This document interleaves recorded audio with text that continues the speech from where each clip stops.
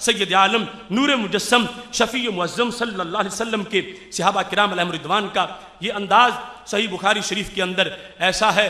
لوگ ہم سے اس انداز میں پوچھنا چاہتے ہیں کہ کس دن کس وقت صحابہ نے میلاد منایا, آخر ان پر بھی یہ دن آتا تھا, تو یہ ثابت کرو. تو میں کہتا ہوں کتنا تمہارے پاس پیمانہ تنگ ہے دلیل پوچھنے کا.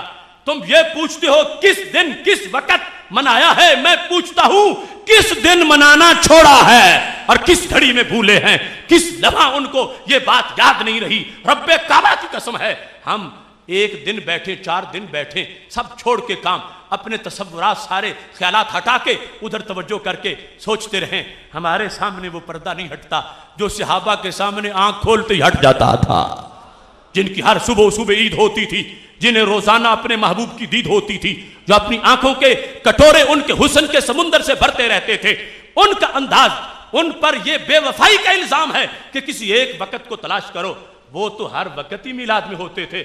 ہم ثابت کر سکتے ہیں دن کو رات کو, غزوات ہوں یا مدینہ شریف میں ہوں, ہر وقت ان کی زبانوں پہ تو ہوتا ہی یہ تھا. اس سلسلہ میں بھی بخاری شریف کے اندر وہ حدیث شریف موجود ہے جس وقت سید عالم نور مجسم شفیع معظم صلی اللہ علیہ وسلم کا قافلہ خیبر کی طرف جا رہا تھا. خیبر کی جنگ ہے اور میلاد کا جلوس جا رہا ہے. خیبر بخاری شریف حدیث نمبر 4006 اور اس کے علاوہ 5-6 مقامات پر موجود ہے.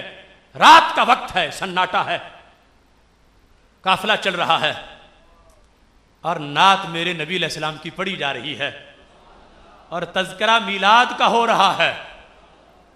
تذکرہ میلاد کا جاری ہے. اللہم لولا انت مہتدینا ولا تصدقنا ولا صلینا. محبوب اگر تم نہ ہوتے ہم کہاں ہوتے, تم نہ ہوتے ہم کہاں ہوتے, نہ نماز پڑھتے نہ روزہ رکھتے. اب بتاؤ جلسہ میلاد نہیں تو اور کیا ہے, جلوس میلاد نہیں تو اور کیا ہے. جا رہا ہے قافلہ. میرے نبی علیہ السلام نے سناٹے میں سنا حضرت عامر بن عقبہ کی اس پیغام کو اور ان کی مغفرت کی دعا مانگ دی. حضرت عمر کہتے ہیں جیسے سرکار خوش ہو کہ جنگ کے موقع پر یہ کہہ دیں اس کی شہادت کا وقت آ جاتا ہے. کہنے لگے لولا متا تنا بھی, محبوب اگر آج یہ نہ بولتے, اس کی زندگی آپ تھوڑی سی لمبی کر دیتے تو کتنا اچھا تھا. آپ لمبی کرتے, بخاری ہے, آپ نہ بولتے تو شہادت نہ ہوتی. آپ نے مغفرت کہہ دی, شہادت ہو جائے گی. اگر آپ آج نہ بولتے ہم مزید میلاد سنتے رہتے, ان سے ہم ان کی نعتیں سنتے, ان سے مزید سنتے رہتے. اب یہاں پر شارحین نے بالخصوص ارشاد الساری کے اندر کہا کہ اللہم جو شروع میں ہے, یہ نہیں کہ وہ بات رب کی کر رہے ہیں اللہ تو نہ ہوتا تو ہم نہ ہوتے, اللہ تو ہے ہی ہے. بات کس طرح کا, اللہم یوں کہا ہے جیسے بات کرنے سے پہلے بسم اللہ پڑھا جاتا ہے, اور بات کر رہے ہیں محبوب سے. محبوب تم نہ ہوتے ہم کہاں ہوتے, اے کہ پرتو تیرے ہاتھ کا مہتاب کا نور, چاند بھی چاند بنا پاک اشارہ تیرا, چشم ہستی صفت دیدہ آما ہوتی, دیدہ کن میں گر نور نہ ہوتا تیرا. یہ مضمون میلاد کا بیان ہو رہا ہے جو اقبال بعد میں اس کا ترجمہ کرتے ہیں. اب یہ ہے صحابہ کی ادا خالی کون سی ہے محفل میلاد سے, وہ تو ہر وقت کر رہے ہیں, ہر وقت, ہر جنگ, ہر تذکرہ, ہر جہت ان کی ہے. اس واسطے اگر دل میں کھوٹ نہ ہو تو مجبوری کوئی نہیں, اور کسی لحاظ سے کوئی تردد کی وجہ بھی نہیں بچتی. انسان کو کھلے دل سے نبی اکرم نور مجسم شفیع معظم صلی اللہ علیہ وسلم کی اس خوشی پر خوش ہونا چاہیے. جب ایک کافر نوازا گیا تھا تو ہو امتی غلام, اور خوشی کرے تو وہ محروم کیسے رہ سکتا ہے. اس سلسلہ میں بخاری شریف میں موجود ہے, حدیث شریف 5101 ہے کہ ابو لہب نے جس وقت سویبہ کو آزاد کیا تھا, میرے نبی علیہ السلام کی ولادت کی اس نے خوشخبری سنائی تھی, تو انگلی سے اس کو آزاد کر دیا. بخاری شریف میں ذکر موجود ہے, عروہ کہتے ہیں وَسُوَیبَةُ مَوْلَاتُ لِأَبِي لَہَب وَكَانَ ابو لہب آتَقَہا, ابو لہب نے اس کو آزاد کیا تھا. اس کے بعد کہتے ہیں مات ابو لہب, ابو لہب فوت ہو گیا. اس کے خاندان میں سے کسی نے اس کو خواب میں بڑی اچھی حالت میں دیکھا, حالانکہ کٹر کافر تھا، مشرک تھا، اچھی حالت میں دیکھا تو قال لہو ماذا لقیتا، پوچھا کہ کیا خوش بڑے ہو، اچھی حالت کی ہے، کیا تمہارے ساتھ معاملہ ہوا وہاں پہ؟ یہ کوئی لیلا مجنوں کی داستان نہیں، بخاری شریف ہے۔ ماذا لقیتا، ابو لہب سے خواب میں پوچھا دیکھنے والے نے، تجھے کیا ملا، معاملہ کیسے ہوا؟ تو اس نے کہا لم القا بعدکم خیرا، بس جب سے مرا ہوں روزانہ مجھے توڑی لگاتے رہتے ہیں، کوئی خیر مجھے نہیں ملی، عذاب کا سامنا کرنا پڑتا ہے۔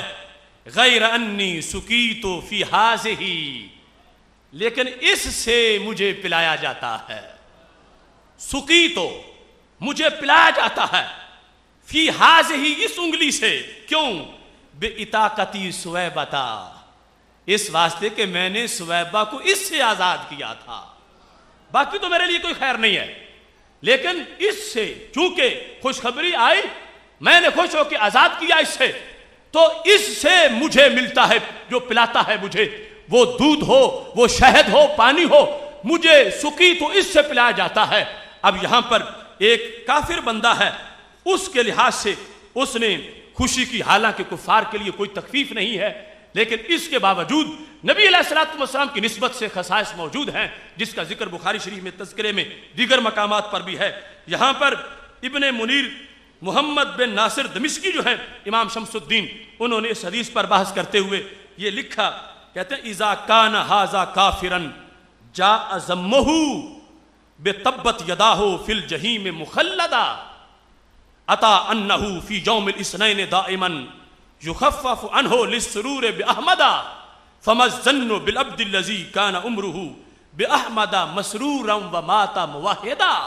یہ 3 اشعار اس پر انہوں نے لکھ دیے، کہتے ہیں جب یہ پکا کافر تھا اور کافر ہی مرا تھا، اور تبت یدا ابی لہب، تبت کے ساتھ اس کی مذمت بھی آئی ہے، وہ ابو لہب جو ہے بے تبت یداہ فی الجحیم مخلدا، دائمی جہنمی ہے، اس کا ذکر آیا اتا انہ فی یوم الاثنین دائما، کہ ہر پیر کے دن یخفف عنہ، اس کا عذاب ہلکا کر دیا جاتا تھا، ہر پیر کو اس کا عذاب ہلکا کر دیا جاتا تھا، للسرور باحمدا، چونکہ اس نے حضرت محمد صلی اللہ علیہ وسلم کی خوشی منائی تھی، اگرچہ نبی سمجھ کے نہیں، اس نے اس کے علاوہ رشتہ داری کی بنیاد پر خوشی منائی تھی، تو تخفیف ہو گئی۔ تو امام شمس الدین کہنے لگے فما الظن بالعبد الذی کان عمرہ، پھر اس عاشق کی کیا شان ہے کہ جس کی ساری عمر ہی خوشی میں گزر گئی ہے، کان عمرہ باحمدا مسرورا، کہ ساری عمر ہی مسرور رہا ہے، ومات موحدا، اور مشرک نہیں مرا، توحید پرست فوت ہوا ہے۔ جب ایک مشرک کے لیے یہ ہے تو توحید پرست کو اس سے کتنا فائدہ پہنچے گا۔ اس بنیاد پر یہ انداز جس میں یہ تذکرہ میں نے صحاح سے آپ کے سامنے ذکر کیا، یہ اس کی اصل ہے، آگے اس کے لحاظ سے جو نفس الامر کی صورتیں ہیں اس کا حکم اخذ کیا جاتا ہے۔